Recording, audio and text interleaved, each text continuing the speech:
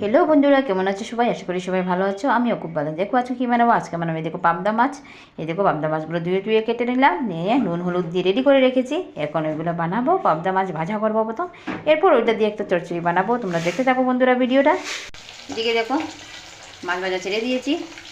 ভাজার সময় তোমাদেরকে দেখাতে পারলাম না, কেননা পাবদা মাছটা ফুটে উঠে, তাই ভাজা ছেড়ে দিলাম। এখন বাকি মাছগুলো ওইটা উঠিয়ে নেবো, এবার বাকি মাছগুলো ছাড়বো। দিকে বন্ধুরা মাছটা ভেজে নামিয়ে নিলাম পাবদা মাছগুলো। এখন পেঁয়াজ রসুন সব কেটে রেডি করছি। যে দেখো বন্ধুরা, আদা পেঁয়াজ রসুন সব কেটে নিলাম, পেস্ট করে নিয়ে আজকে কুড়িয়ে নিলাম মেশিন দিয়ে। কড়াইতে যে মাছ ভাজার তেলটা আছে ওইটাতে বানাবো, তেলটা গরম তো হয়ে গেছে, আগেরই গরম ছিল, আর একটু ভালোভাবে গরম হলো। সব মশলা টশলা একসঙ্গে দিয়ে দিলাম। এখন নাড়াচাড়া করে নেবো। দেখো বন্ধুরা,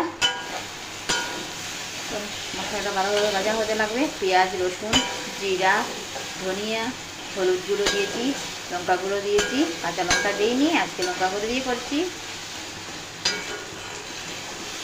ভালো ভাজাটা হয়ে গেলে এরপর অল্প জল দিয়ে দেবো, দিয়ে এরপর মাছটা। তোমরা দেখতে থাকো বন্ধুরা ভিডিওটা। দেখো বন্ধুরা, মশলাটা ভাজা হয়ে গেছে। এখন অল্প জল দিয়ে দেবো, দিয়ে মাছটা ছেড়ে দেবো। দেখো বন্ধুরা, জল দিয়ে মাছ দিয়ে দিলাম। দেখো এখন ফুটে যাচ্ছে, এখন নামিয়ে নেবো আস্তে আস্তে করে। দেখো বন্ধুরা, নামিয়ে নিলাম। দেখো পাবদা মাছের চচ্চড়ি হয়ে গেল। তোমরা এইভাবে বানাবে। আর আমার ভিডিওটা যদি ভালো লাগে থাকে লাইক শেয়ার কমেন্ট করে দিও প্লিজ। Tata bye.